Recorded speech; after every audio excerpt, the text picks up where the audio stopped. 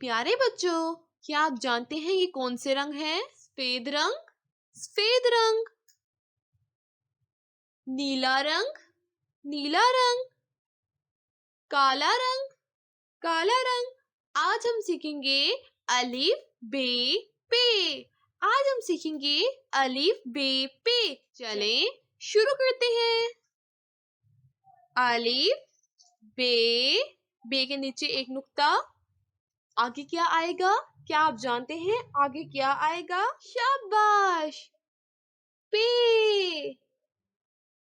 पे के नीचे 3 नुक्ते। ते के ऊपर 2 नुक्ते।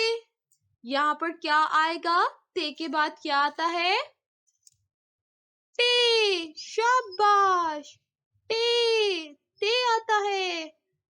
ते ऊपर तोए, टे के ऊपर तोए। से के ऊपर 3 नुक्ते।